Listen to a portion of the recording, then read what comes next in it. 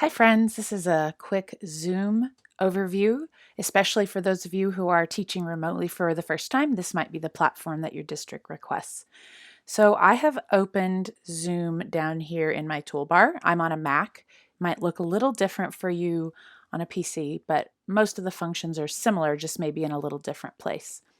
So when I've opened this, you'll notice that as my launching screen, I can see if I have upcoming meetings scheduled. This is sort of like the calendar function, as you might expect to see on Outlook or Gmail or any other where it has the toolbar to the right that tells you what you've got coming up. I see to the left these icons where I see new meeting. And if I click this drop down, I have the option to start with video and to use my personal Zoom ID. If I click join, that means I want to join someone else's meeting, and that means I would likely have received a number or a link name that I can type in here. Right below the meeting ID or personal link name is where I get my option to edit my name. As the person who controls this particular Zoom account, I think I can also change participants' names. So, say a student comes in named SpongeBob, and that's going to cause a controversy in class. I think if you are an account owner, you can change it. It will really depend upon the permissions I think districts grant you or how all that's being disseminated. You'll notice that I could also select to don't connect to audio and turn off my video. The thing I would recommend to start if you're joining meetings for the first time might be to turn off your video. But if you say don't connect to audio, sometimes you might have a hard time getting that turned on, which can be a little bit problematic, especially if you're hopping between, like you have a meeting from 8 to 9, and then you have another one from 9 to 10. And so you're trying to go from one to the next, but then you miss the first 5 minutes because you didn't connect to the audio. So my recommendation, if it was me, I would turn off my video possibly, but I would make sure that audio function is working. For me, I have a drop down because I have a meetings list history. So what's very nice is if there is a repeated meeting that I'm using with coworkers on the same Zoom number, I don't always have to remember it. I can come and click this drop down, and there you can see lots of various ones that I've joined over the past couple weeks and months. I'm going to turn this off for now. I do have the option to schedule from my home screen here, and I also have the option to share screen and share my computer's sound upon entry. I don't know how you style your classroom. For me, I like to join the meeting and then decide to share my screen. So if it's me, if I'm having class, I join in advance and then kind of get settled, get my coursework loaded. Maybe if I have a PowerPoint I'm showing, get that brought up, and then choose to share my screen from within the Zoom platform. And there's an option for that. So that's how I do it. Choose your own method, of course, and that's up to you. So I'm going to start a new meeting, and you're going to see me here. Here I am. And now we're in the Zoom meeting itself. So no one else is here, and that's cool, but you'll see down at the bottom, managed participants. So obviously one person, but that would give you a number. If you select managed participants, to the right, you would see a list of then essentially students or attendees if you're with your fellow coworkers or staff. And you'll notice that I'm the host. I'm the host because this is my Zoom ID. This is what I can share with people to join a meeting in this room. Notice from here, I have the option, if I select Manage Participants, and this panel to the right comes up, I can mute all, I can unmute all, and I have options as well. Mute participants on entry, allow participants to unmute themselves, play a chime for an entering or exiting, so it sounds in your headphones like ding, like letting you know someone's come or someone's left. Allow participants to rename themselves, lock meeting, and lower all hands as an option. If you're using the hand raising function, you can come over here to lower all hands, say a discussion is wrapped up or is finished. So for now, I'm going to do the bottom toolbar as well. I have the option to mute my audio. The bottom toolbar is me. So if I want to mute myself, I'm going to do it just briefly so you can see that there'll be a red slash which says that I'm muted. You can't hear me. You couldn't hear me likely because I muted myself. So if you have a giant sneeze coming, if you're in a group with a lot of people and you are hearing somebody scrambling behind you, you can mute, take care of what you need to, come back, and they can't hear what you're saying at that point. Stop video would obviously turn off my screen. So I'm going to show you just a moment. So you hopefully can still hear me, but now you only see my name. All I'm going to do is select start video again where the red slash is, and up it comes again. This is working off of a Mac computer with an embedded webcam. If you have something different, it might look a little different to get it set up and going, but since my system's all connected, it's very simple to use.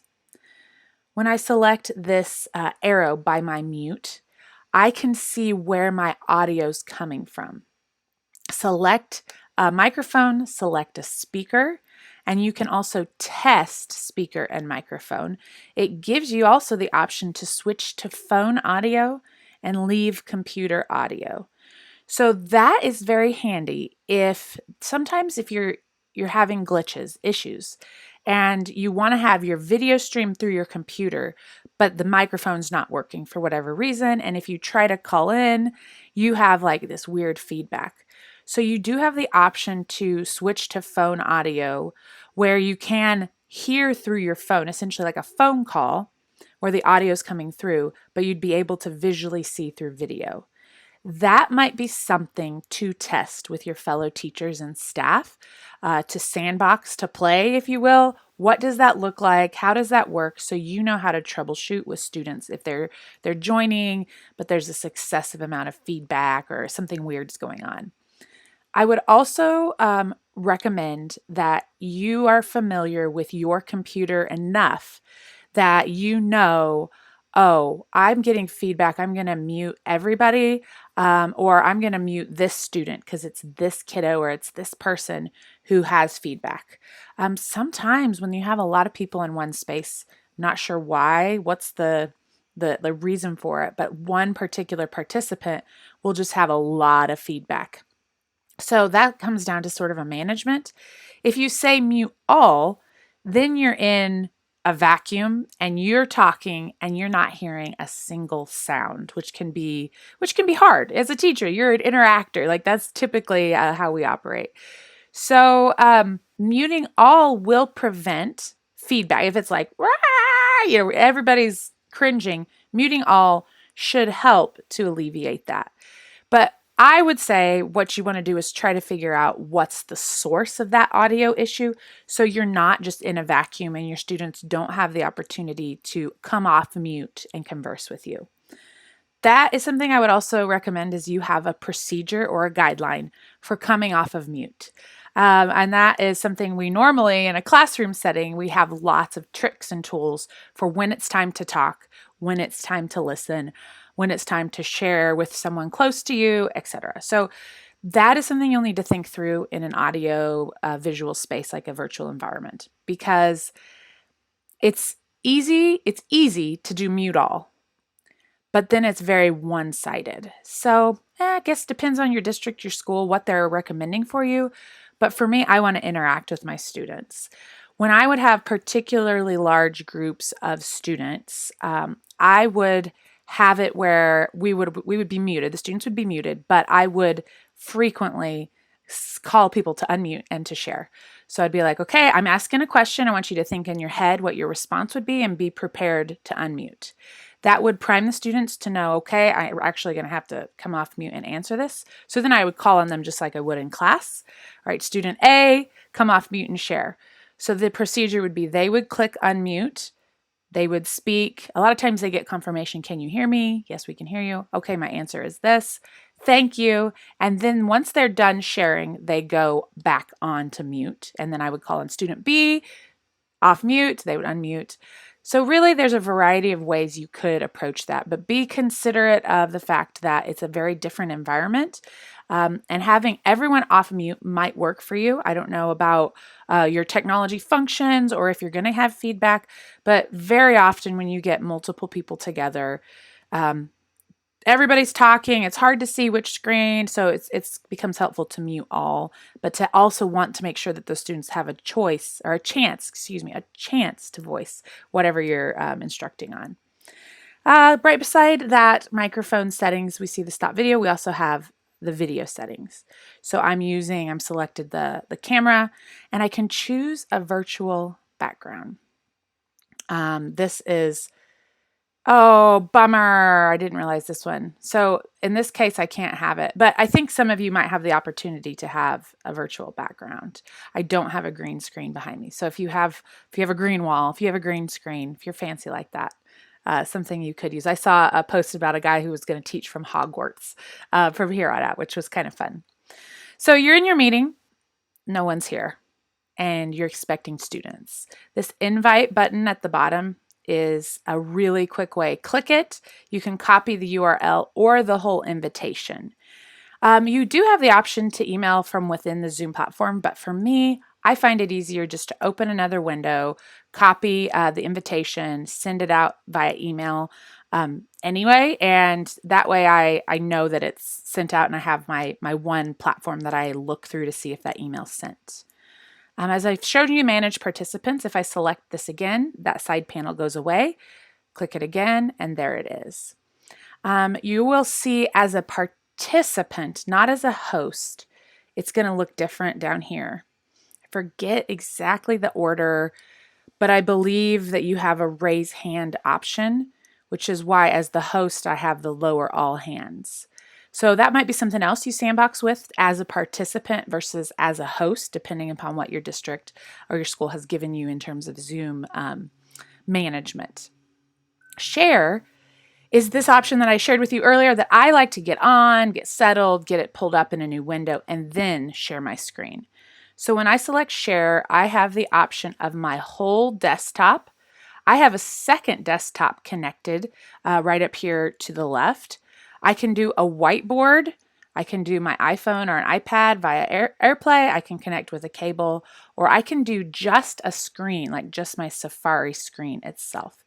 So really does depend upon how you want to operate your classroom. With my extra desktop, what I could do is I could pull the PowerPoint up there, but then I would also need to take note that anytime I'm looking at it, the students are going to see me not looking at the camera. So there are various people who choose to do it different ways. Some people think it feels like you're not connecting by like looking at this other screen. Others have no problem with that because there's so much information that they want to share and they're live. So it's just this flex and flow based upon your preferences, probably the complexity too of what you're sharing with students. So the whiteboard option, if you click share, brings up this whiteboard. And so essentially, here we are. We've got our text option. Art teachers everywhere are going to cringe because, oh, there's my terrible, wonderful art. You can undo, redo, clear all drawings. You can save this if you have students who are absent or you want to then post it later on some sort of management platform. So this gives you the option to have a whiteboard or your marker board as you would have in your classroom. So if you notice down here at the bottom though, I have pause share. So if I clicked pause share, my students would no longer be seeing what I'm doing. That might work if I want to pose a question, type out a question, type out a math problem, write a math problem, and then resume share. Once I click this resume share the play, it will show back on their screen. So you might want to be checking in too. Can you see this? Okay, now can you see it? That's something that's helpful, especially as your students are first learning Zoom. That gives you that feedback because otherwise they don't necessarily know what they're supposed to be seeing. So initially I would do a lot of, can you see this whiteboard? Great, can you see this word that I'm writing? And, those sorts of questions initially, because then as students get used to what it is they're supposed to be seeing, then they'll be more comfortable as time goes by to share, oh, we're not seeing it, we're not seeing the whiteboard. So play around with that as well. That's something to have, I would say, available in your toolbox. You can also give students the opportunity for them to write on your whiteboard. And this over here to the far right, disable attendee annotations. Show names of annotators. So this would mean if you wanted to have a student write on the board, but you want to know who wrote that, it could show the name of who's doing that annotation.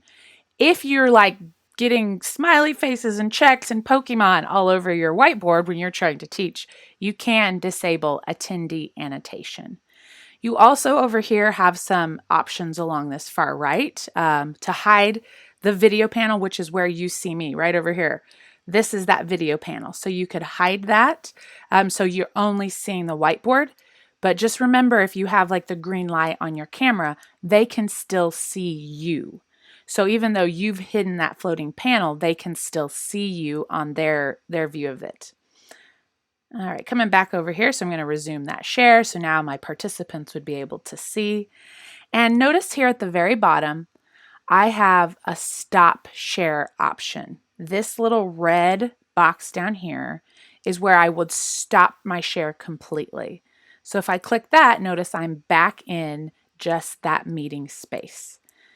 Share again, and I could choose to share just a particular desktop instead of a whiteboard. So let me close my email just so that way, we aren't seeing everybody's emails. And let me pull up then desktop too so you can see. Share. So notice my participants would now be seeing my desktop too. This green box indicates that it's my entire desktop that's being shared.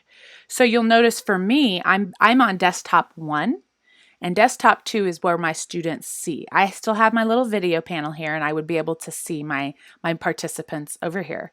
But that's when I shared, if I have my PowerPoint over here, it does look different if I'm talking here. So work through what that feels like and works for you in your virtual space. It can be hard to juggle if you only have one screen, so that's something to consider as well. So if I wanted to share just, say, a Chrome window, let me open a new Chrome window and give you that example. If I said share again, and I have my Chrome new tab. So if I shared just this, notice the green box is only around that particular window. So that means my students are not seeing my toolbars up top or on the bottom. They're not seeing my secondary desktop. They are only seeing right now my Google window. And I would turn it off in the same way. I could do stop share down here.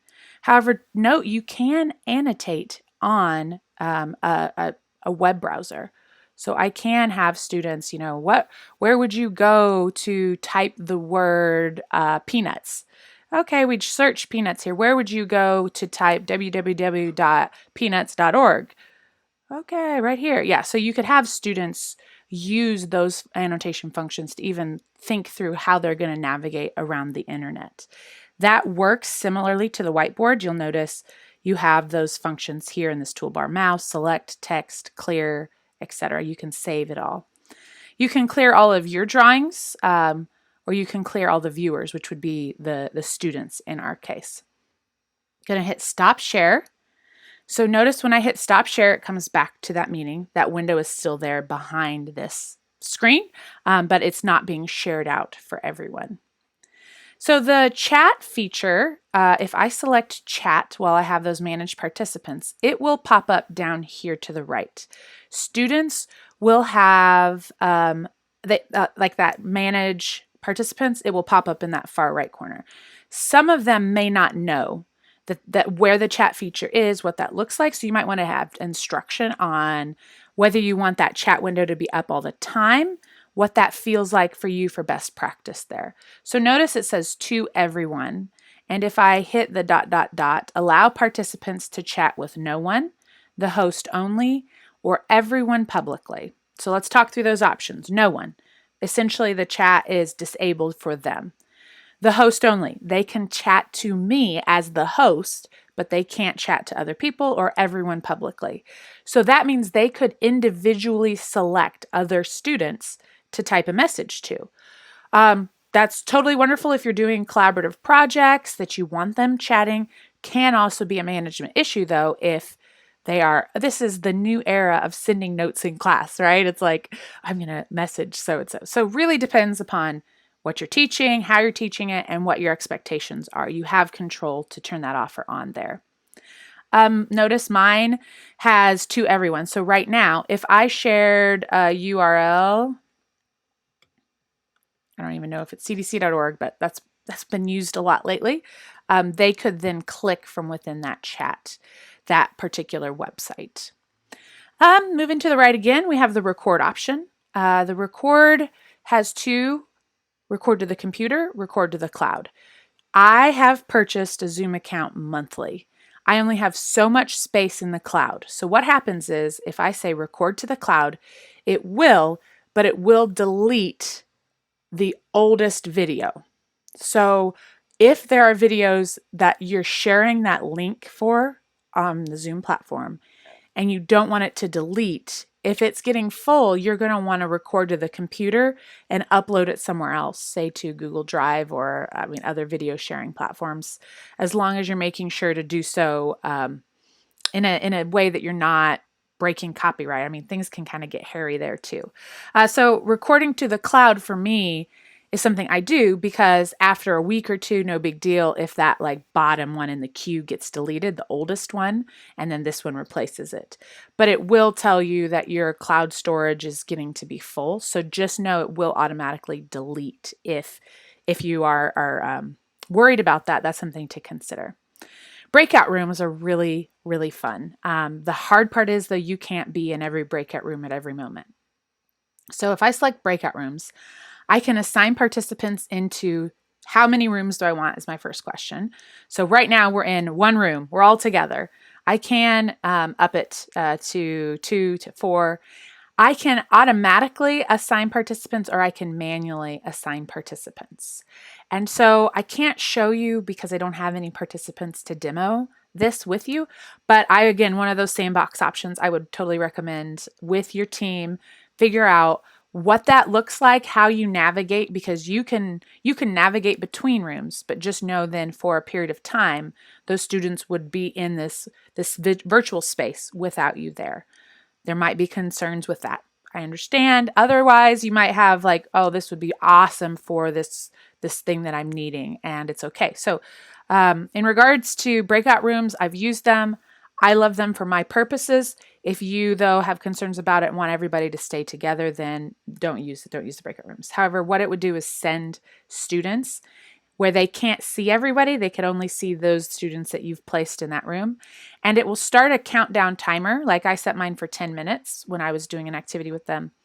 And it said in 1 minute, they would be pulled back. So after, say, that 10 minutes, they would be brought back to this space automatically. So the students would have to be sort of aware and watching that timer because they only have that 10 minutes of time, and then it brings them back in here into this particular room, our shared room. All right, I'm trying to think anything else. Let me close that. So if I click Manage Participant, it goes away. If I click Chat, it goes away. Remember, just set the click down here. There your options are. Ending the meeting means this whole screen goes away. Everyone is off. So students can leave the meeting. I think, in fact, that's what theirs says in the bottom right corner, which means only they are leaving this virtual space. If you say end meeting, though, that means the whole thing is being closed and canceled.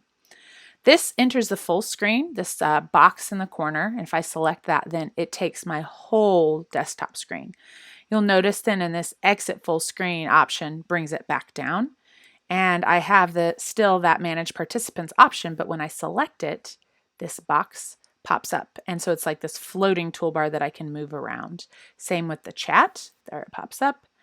And I have the option to close it here manually, or I can select down at the bottom. So there's full screen, and I would see, depending upon my selection of how to view video, I would see other participants as well. That's something I can't show you either without having others, is you can you can choose to have like the speaker view where the computer will sense who is speaking, and they'll be like large. And then there'll be thumbnails along the like mine's on the right-hand side. You can also bring it where it's like this Brady Bunch. Everybody's in a row in a group, and you can see all the faces at any given time. Depends upon maybe your age group, your management, what you're teaching. There's lots of factors there. That's another thing I would sandbox with your team.